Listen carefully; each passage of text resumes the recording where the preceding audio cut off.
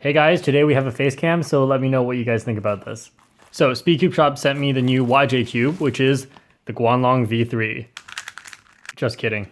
Today we actually have the new YJ MGC V2. So first, as usual, I'll show you some turns on this cube.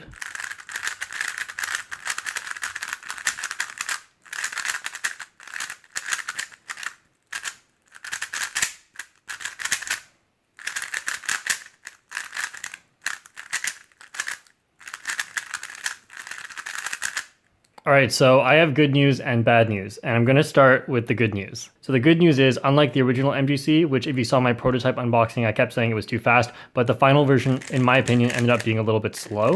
So the speed of the MGC V2 is definitely faster. Now we have a little bit more good news, and that is the corner cutting. The corner cutting on this cube, if you just test it like that, it's actually really good on reverse corner cutting, and for regular corner cutting, it goes more than 45. And if you look at corner cutting on the original MGC, we have regular corner cuts, line to line usually does not cut. Here on reverse cuts, it's okay. So some of the main performance qualities of a cube are its corner cutting and its speed, but we have to talk about it a little bit more because here's where the bad news comes in. So first is the feel, and I think you can tell from the sound that these two are very different.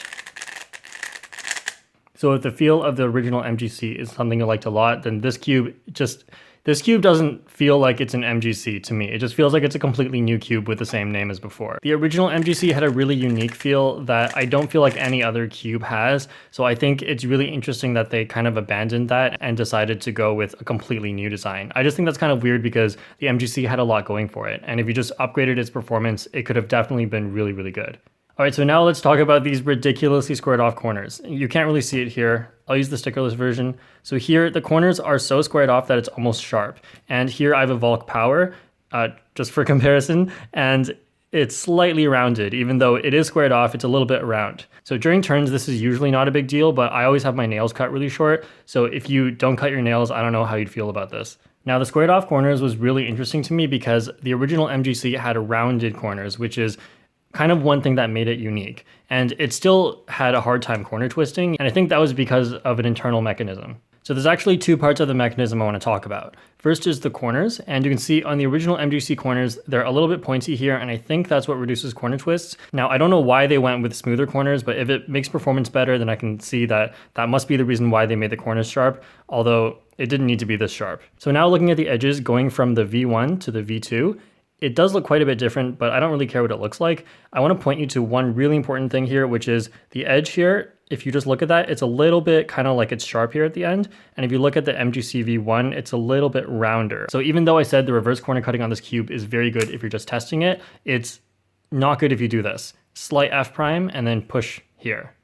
Then this completely locks up the cube. This is something that I experienced a lot during the solves, and it's not based on the tension. I made it looser or tighter, and I tried the stickerless version as well, but it always does this. So I don't know that much about cube mechanisms, but my theory on what's happening is this edge is pushing on this edge, and the internal sharp area is what's causing that to happen. Now, to prove to you that that's only a problem of the MGC V2, here's a Volk Power edge, and it looks almost the same. It's a little bit sharp, maybe not quite as sharp, and we're going to try that as well.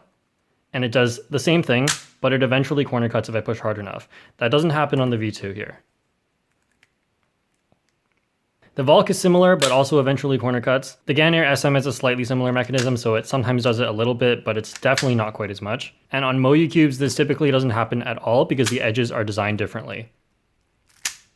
Another odd choice they made is the magnet strength. The magnets are weaker on the V2 even though that cube is faster, and that doesn't really make sense because you want stronger magnets on faster cubes in order to help you with turning alignment. So from the first day of seeing other people's reviews on this cube, it seems like everyone likes it, and I think that's really weird because I have two of the same cube.